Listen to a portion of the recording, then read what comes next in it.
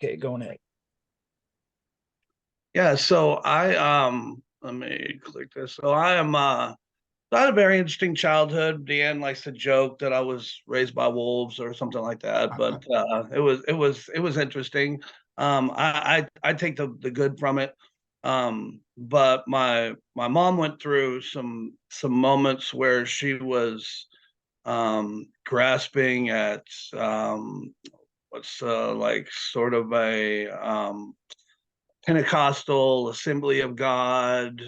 I went to a lot of church with a lot of speaking in tongues and anointing in oil and falling out in the aisle and all of this kind of stuff. And it caused me to be very skeptical about religion, having been experienced to that during that age, 12, 13, 14, 15 years old, when you're naturally inclined to be skeptical about the world and a little bit cynical. And so it wasn't until probably I got into college and I started doing a lot of experimentation with psychedelics, and I started partying a lot, and I started doing a lot of LSD and mushrooms and things like that. That I began to redevelop a relationship that I had always had with God.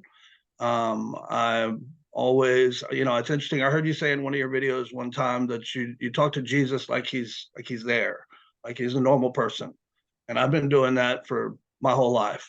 Good. Um, and Good. so yeah, and I'm college educated and took some philosophy of great religion courses and things like that along the way, and so, yeah, I've got some. I'm very interested in your story because I believe what you're saying and everything. I'm not a skeptic, and so there are some things that I've kind of questioned over the years that I would like to see what your thoughts are.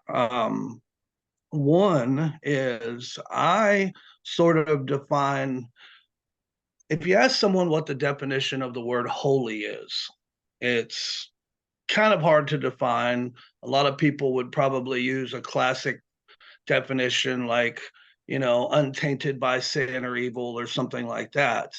But I tend to think of it more in the sense of something that is unnameable or it's so huge. It's not something that we can comprehend because it's infinite.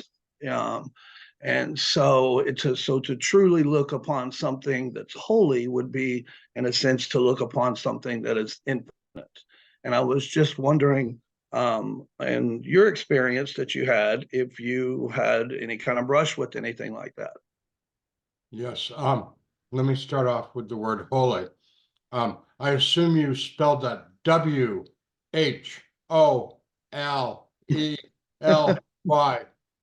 I was actually, I uh, when I'm it actually makes I'm me think of setting the, this up.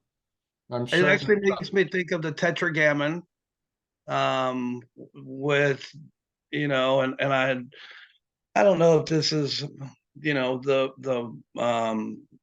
Anandai, or, that it was a word that wasn't able to be spoken, according to like ancient Jewish Hebrew, the way they spelled I it. know all this. Okay, you're telling me Right, something. right, No, right, right. right. So that's kind of the way that's kind of where I'm going with this. No.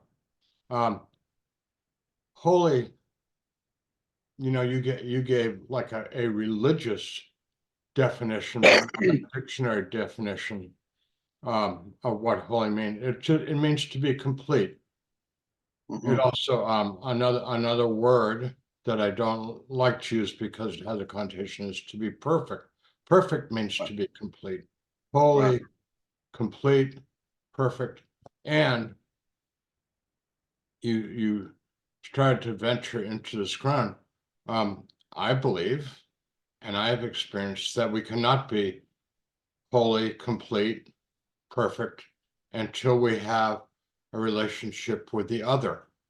Now, I'm sure you know that observant Jews never say God. Right. When I was with Jesus, he never said God. Mm-hmm. He used many, many times O-N-E, which if you search the Hebrew Testament, that's how God is often referred to. And I'm sure you're familiar with the Shema, which is the prayer that every observant Jew has to say at least 3 times a day, but basically going in and out, when they touch or kiss the mezuzah. And the Mm-hmm. Shema begins with, Hear, O Israel, the Lord is our God, the Lord is one. I took a class from a rabbi in seminary. We discussed the Shema for a semester, 3 credit Oh, nice. course, Right. because it sounds simple. The Lord is one. What does that mean? Well, we talked about it for 3 months Right. in intelligent conversation. So to make it simple, once we're going back to complete, holy, right? Mm-hmm. Perfection, but Right. not perfection, not in the sense of being flawless. Right. Um, perfection in the sense of being complete. And so we strive, hopefully, and a lot of people don't. Matter of fact, they do just the opposite. Strive to be complete, holy, connected to that other. And as you stated earlier, briefly, but we also discussed this a lot in theology class, is that God is incomprehensible and Right. mystery.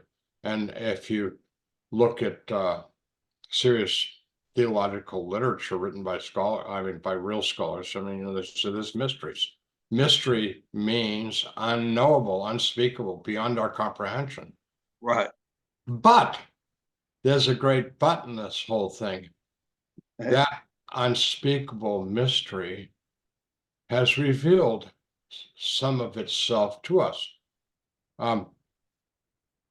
You really floored me when you talked about your 7 fathers. Yeah. That's Well, to be fair, there were 6. One of them she married twice. So, okay. Okay, 6 fathers. but yeah, That 7 marriages. um, if that would mess you up, um, nothing will. I mean, I'm not trying to play. I'm not your psychiatrist. I don't want to be, Right. or yours. Right.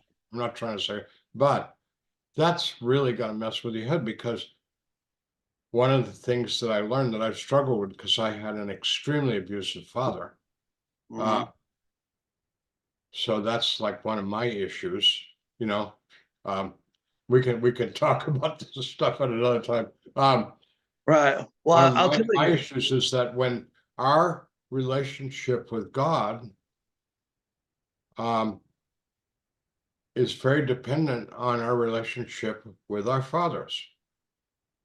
And I rejected Christianity and religion at the age of 15, and I had good reasons, and I won't go into it. And also at that time, my father and I, although we lived in the same house, in every true sense of the word, we hated each other. We divorced each other. We no longer had any relationship, and Right. that continued up until my 38th year when Well, I had I, a near-death yeah, experience. And I didn't meet my real biological father until I was in my 20s. Well, I take that back. I met him when I was 14 or 15 for a very short period of time, and then he was gone. And then I got to know him in my 20s. how did that go? It went really well. We Oh, got great. along, yeah, we got along really well.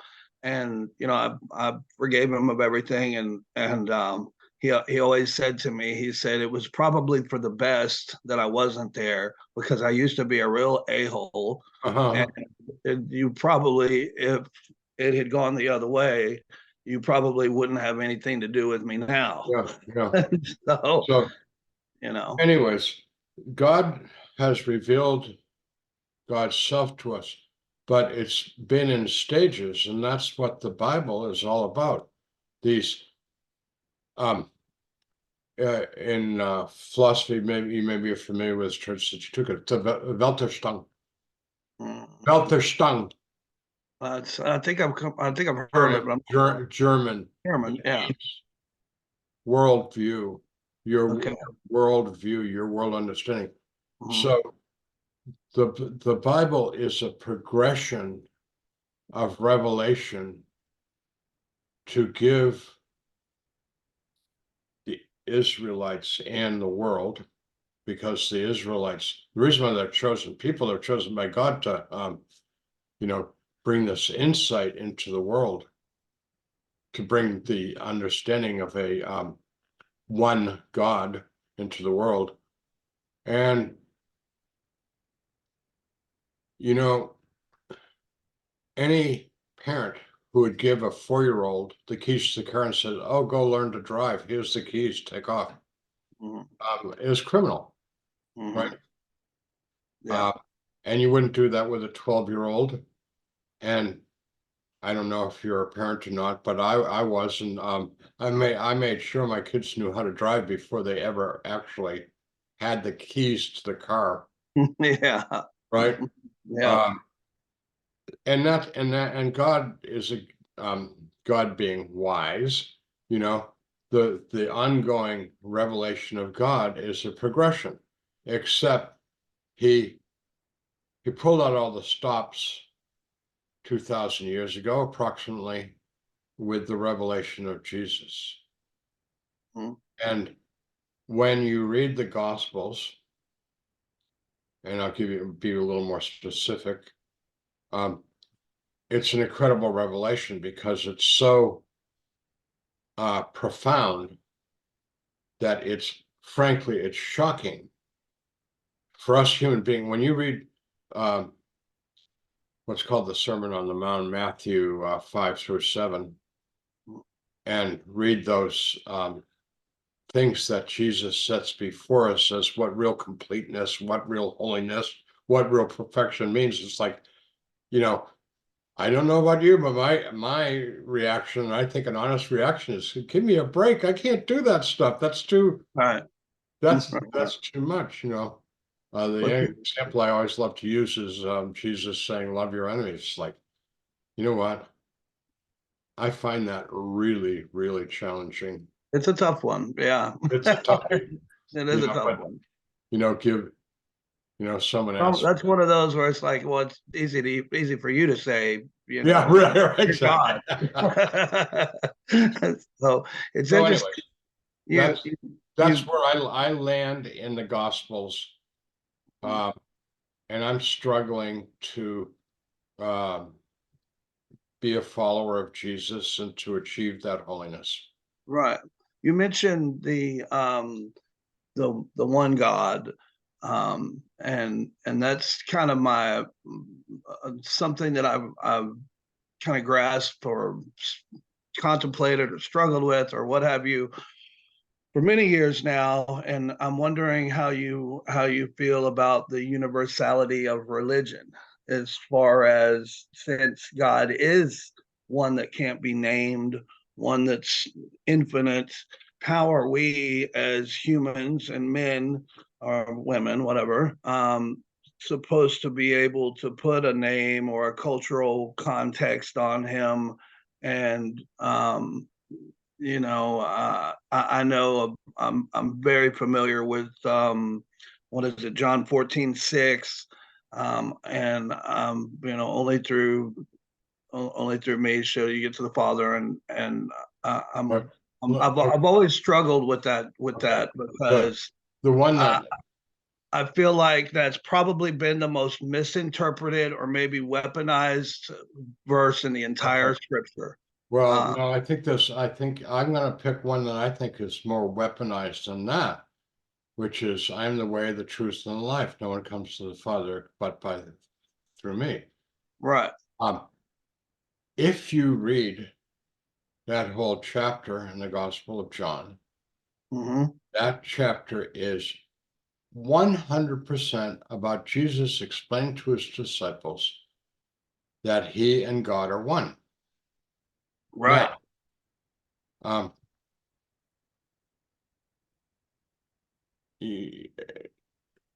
we are very much singular in the concept of the Christian this is a Christian idea Mhm. that there's only one God. We're monotheists, but God has revealed God's self in three persons: Father, Son, and the Holy Ghost, to use the common language. Right. I would use a different language, which would be um, uh, I would refer to God, better prefer to God as the one or the creator or the supreme being, whatever. I mean, that but the Father's fine. I'm not objecting to it. Anyways, and etc. There's lots of names for the Holy Spirit. Um, Mhm. and I think there's two ways to talk about the Son, which is Jesus as an incarnation that happened 2,000 years ago and basically had a ministry of about 3 years or less. Right. But there's another way to talk about the Son, which is as the Christ, which in theology is called the divine economia. And in English, it means the God's activity in the world.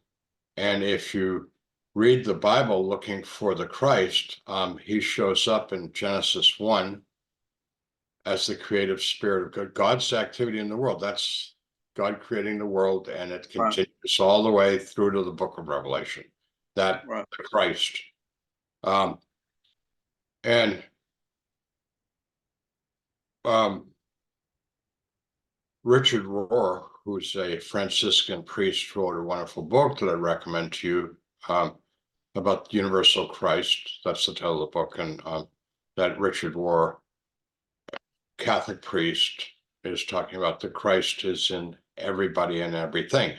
Now, I'm getting to universal religion here, okay? Gotcha. I'm following. So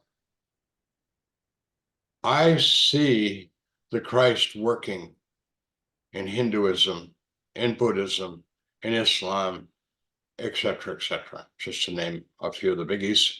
Mhm. I certainly see it in the indigenous religions of America. And I ain't the only one. By the way, I'm not the only one here. I'm not alone in this search Mhm. for the universal Christ. Um, but I consider that little event 2,000 years ago, Jesus' ministry, as the perfect revelation. Right. Um, and so that's my standard. Right. You know, It's mine too. okay, you know, And I've read all of them. I've read Bhagavad Gita and I all the holy okay, books and yeah, such.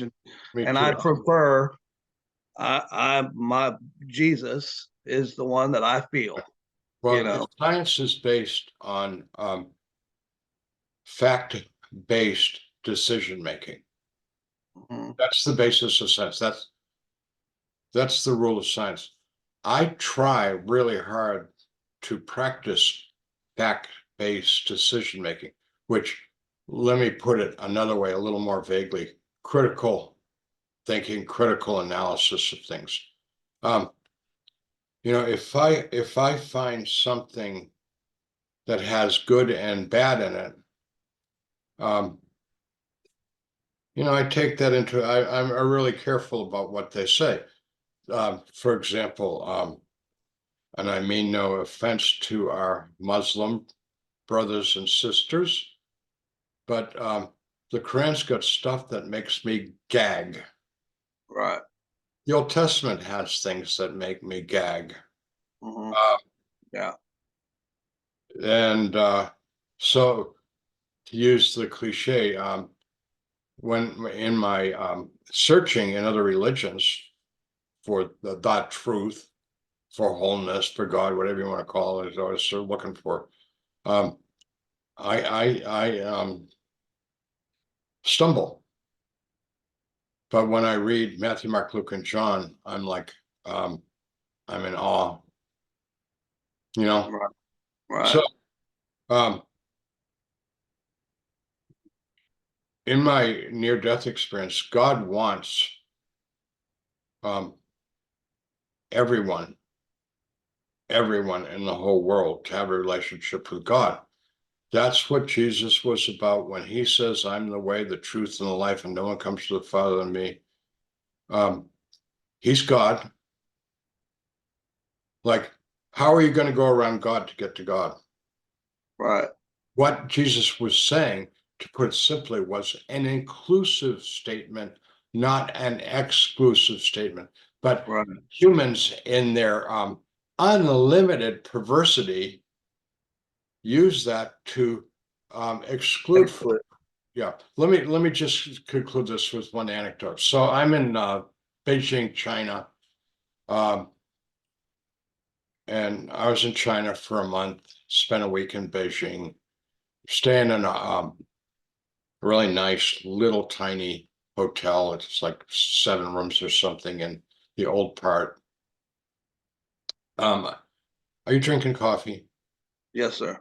Oh, good. I'm a coffee addict. I'm a Yeah. um. So get up early in the morning. I get up early, and I like to try and go bed early. It doesn't always work that way, but I get up early, and I go downstairs to get my cup of coffee.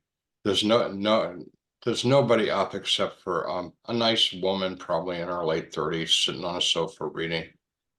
So I'm not trying to hit on her or anything. I just go over, and she speaks English, yeah. Um, and I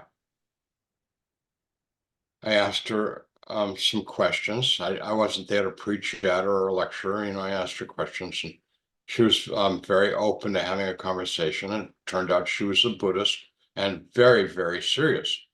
And I said, I would love to learn from you about Buddhism. So it was mostly a monologue with me prompting her to keep going for, I don't know, half an hour, 45 minutes. Um, to summarize all that, Buddhism is all about compassion, love. Right. Some Buddhists believe in God. Some Buddhists say they don't know whether there's God or not. Some Buddhists say they don't Yeah. believe. But as you know, Gautama Buddha said, "I don't know." And that Right. was his response to God. It's like, I don't know. He Yeah. wasn't an atheist, and he wasn't an agnostic. He just like don't know. Anyway, He knew his limitation. yeah. So I said to this woman, because now it was time for me I had 2 cups of coffee during this period, and Mhm. and I think I'd exhausted her.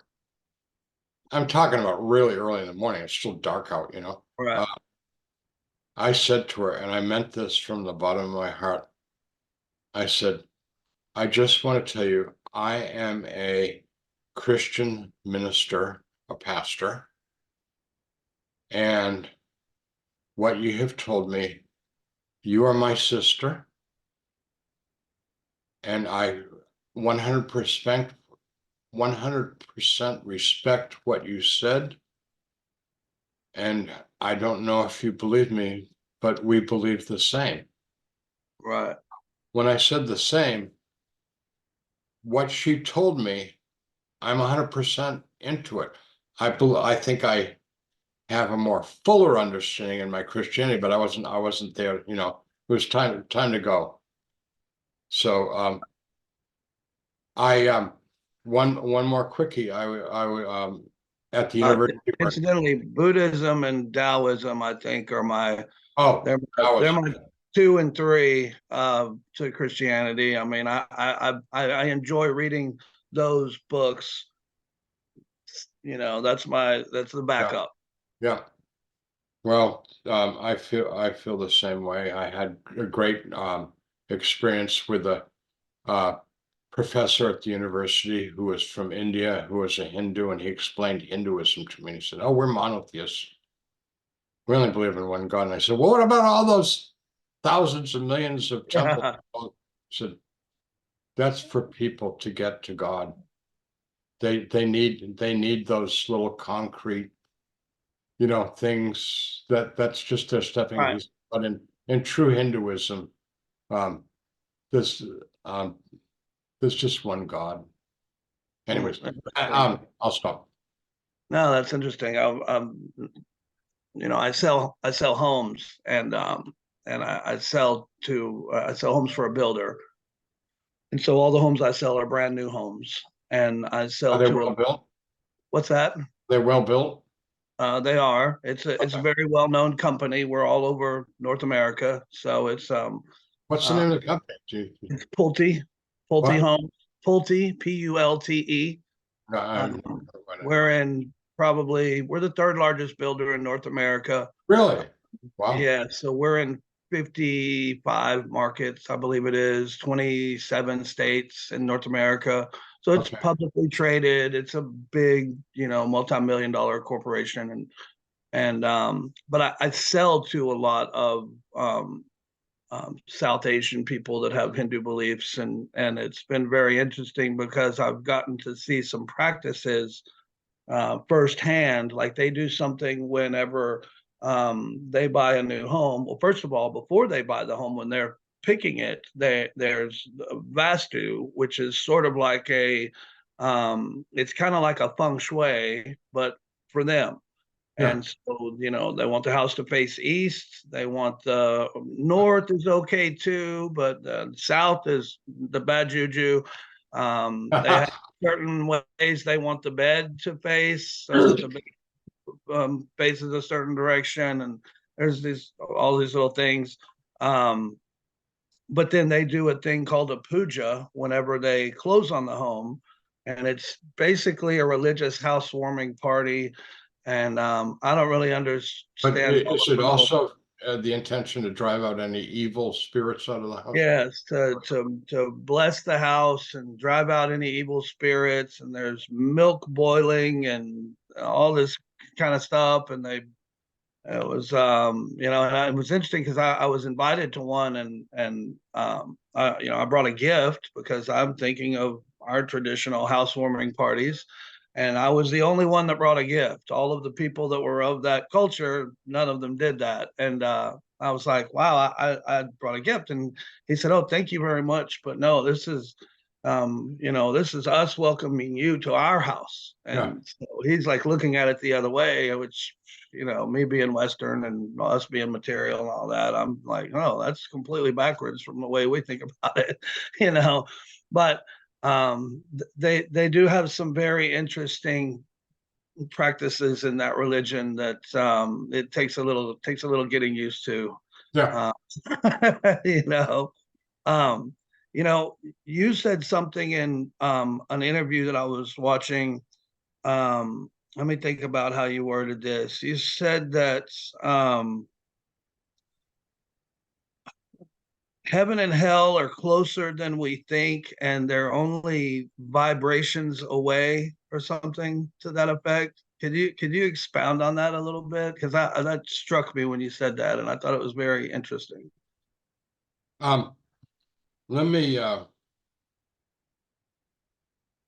back to my near-death experience with Jesus.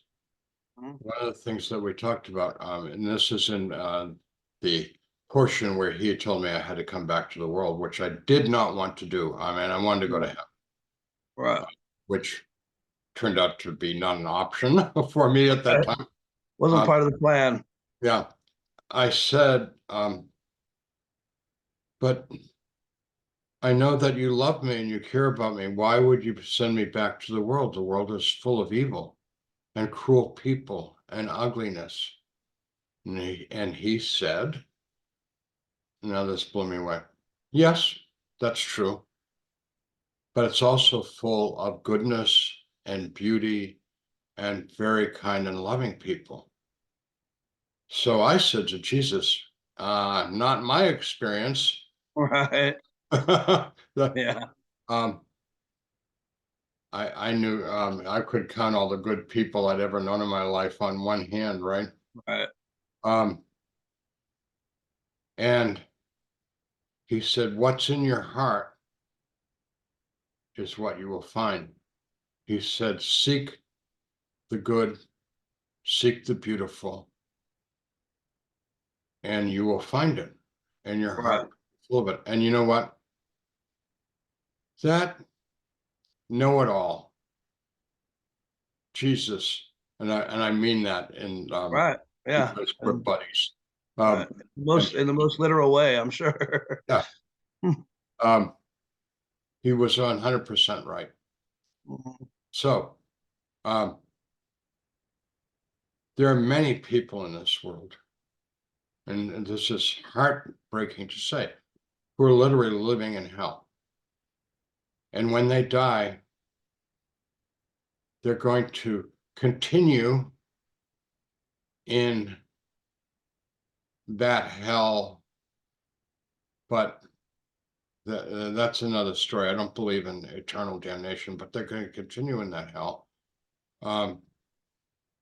because that's where their heart is. Right. God determines who goes to heaven and who goes to hell by their heart. And of course, by the heart, I'm referring to the core of their being, you know. Yeah, And so, absolutely. and the whole idea of you and I seeking holiness, sanctification, purity, completeness, what, they all mean it's all the same thing we're looking for. Right. It's that we want to have a heart for God and we want to go to heaven because heaven's really good. It's really cool. It's way better than anybody has ever imagined. Oh, Yeah. and you might also say hell is way worse than anybody's ever imagined. Yeah. There are a lot of people who imagine experiences of heaven and hell. Lots of them. I've read them, I've seen them on YouTube and stuff like that. And it's like I mean, they're clueless when I say people can't imagine. Because real heaven and real hell aren't about external things. It's not kind of like what kind of food's on the table in heaven or what kind of house you Right. in heaven. That's not what heaven's about. Right. And hell is not about flames and demons poking you with things like that. Mhm. Um, they're using their imagination and they're clueless. Right. I don't know what their intentions are, whether to make money or fame or they just want to put themselves out there. But Yeah. I heaven have and to. hell are about internal things. Hell is about hopelessness. I just have to jump in, guys. You know yourself. I only got 3 minutes left. I don't know if you guys can see Yeah. that. Yeah. Okay. I don't want it to Well, shut off on you. So, if we, Chad, you said you wanted to take a chance to read Howard's book and maybe do another video after you got a little I more. would love to. I would love to. And Well, because I do have. I just need to say one thing before we do that is Go ahead. heaven is about becoming one with God. Right. And the most important part, I think, that a lot of these people in their attempts to portray or personify heaven or hell, the thing that they miss is the concept of eternity. And that is the part of it that is so massive and to me and either awesome if you're in heaven or horrible if you're in the other one. Right. Is that that's what you get forever. Right. Yeah. And it's like the infiniteness of God. It's hard to imagine eternity. Right. So yeah, well, thank you. Yeah, it's frustrating because you try and explain to people the deal. The deal is this or that. It's a binary deal. Mm-hmm. It really is. It's not that complicated, and it's a really tough. You're a salesman, right? Yes, It's a tough sell. it is. Trust me, I've been doing it I've been trying to sell this stuff since '85, almost 40 years now. Well, and we ran out of time, but that is another one of my questions I'd like to get later is how many people do you think you actually touched and helped over all of these years since I 1985? have no way of knowing because people tell me all the time, and I've gotten this many, many times. You don't know how many people you've affected all over the whole world through Right, the book, the YouTubes, the event, blah, right. blah. So Well, I think it's I wonderful don't what know. you're doing, and I think it's really interesting, and I would like to do another one of these, given the chance. I'll be happy to. I very much enjoyed talking to you. You and I are on the same page. Yeah, I think so. That's Yeah. awesome. That's It great. was And Deanne awesome. says hi, by the way. I'm gonna get in trouble if she was trying to butt in on us here, and I was like, no, go away, go away. It was nice to meet you, Chad. I've heard a lot about you through Deanne, so everything's great, man. It's I will set up another time with you, maybe through a different app. I have something that actually gives me more time, so Okay. maybe we'll set that up. I just don't want it to shut off, so we're gonna have to end it there, fellas. But I do appreciate you doing them, Howard, and you coming on, Chad. Well, And thank you. I appreciate it. I did send you an email too, Howard. Hopefully, you get a chance to read that right quick. Okay, I'll talk to you again, Chad. All right. Take care. You too. Thank you, Howard. God bless you. God bless.